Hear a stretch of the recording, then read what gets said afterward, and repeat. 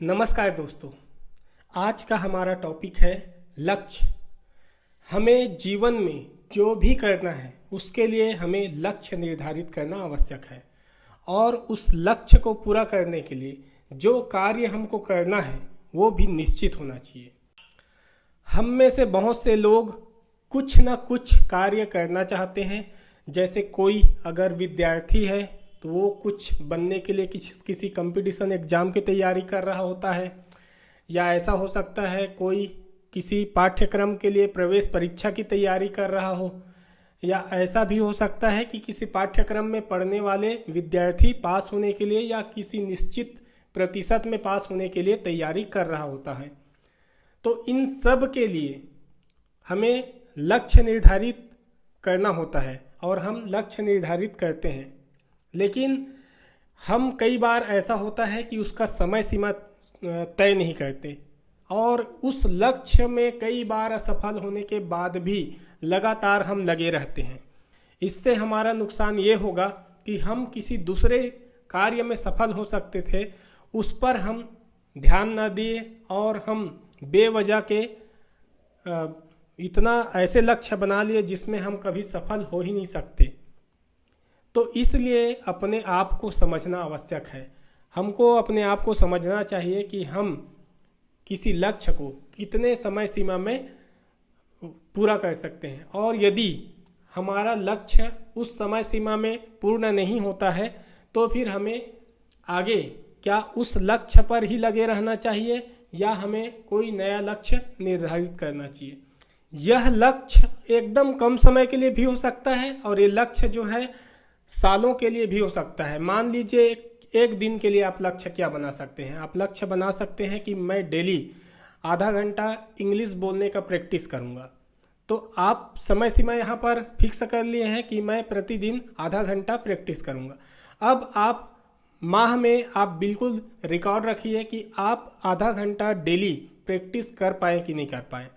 इससे ये होगा कि आप अपने लक्ष्य में किस गति से जा रहे हैं या लक्ष्य में आप सही दिशा में जा रहे हैं कि नहीं जा रहे हैं, ये आपको पता चलेगा।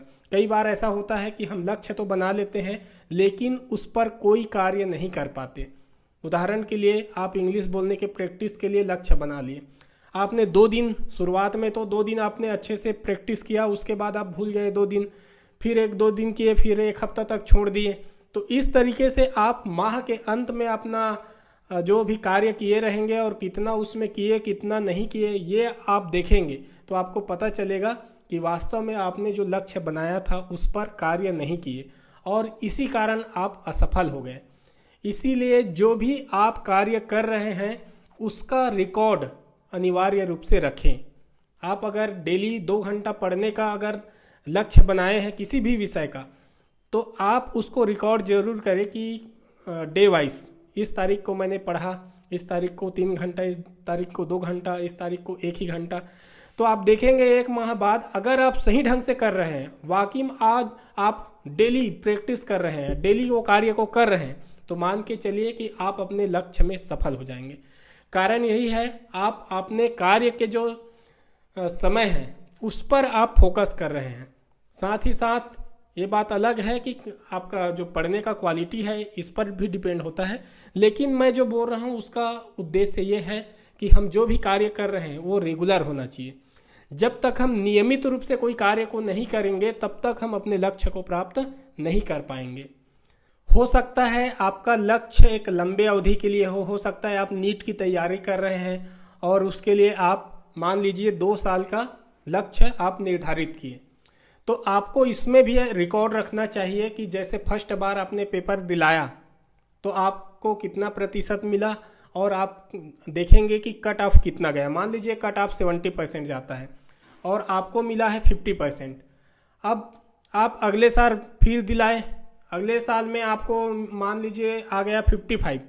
तो आप यहाँ समझने का प्रयास कीजिए कि यहाँ 70 पहुँचने के लिए आपको कई साल तैयारी करना पड़ सकता है, और हो सकता है क्योंकि समय के साथ हमारा जो कॉन्फिडेंस है वो नीचे आ जाता है।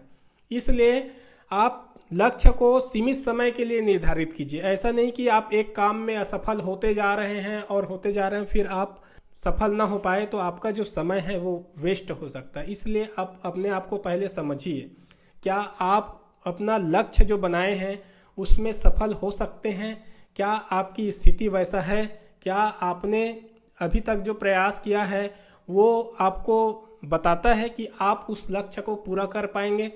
इससे ये होगा कि हो सकता है आप कोई दूसरा कार्य में सफल हो सकते थे, लेकिन आप ऐसे कार्य के पीछे पड़ गए जिसमें आप सफल ना हो सके और उसके कारण दूसरा में भी आप सफल नहीं हो सके। तो इसलिए आप जो भी लक्ष्य बनाते हैं सोच समझ कर बनाइए। लक्ष्य बनाने के बाद उस पर डाटा जरूर रखिए कि आप कहाँ पर हैं, तभी जाके आप सफल हो सकते हैं या अपने जीवन में किसी अन्य क्षेत्र में जाकर सफल हो सकते हैं। आप लगे रहें, कोई चीज़ आपको पता नहीं कि आप किस स्थिति में हैं, आपको ये भी पता नहीं कि आप जहाँ पर जाना है वहाँ इतने समय तक मेहनत करने के बाद भी कहाँ है।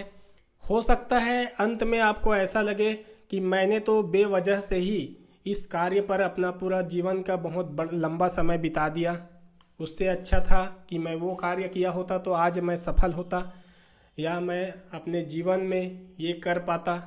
तो इस तरीके से आप अपने जीवन के लक्ष्य और उस लक्ष्य को प्राप्त करने के लिए समय सीमा और उस समय सीमा में आप जो काम कर रहे हैं उसका रिकॉर्ड आपको अनिवार्य रूप से रखना चाहिए।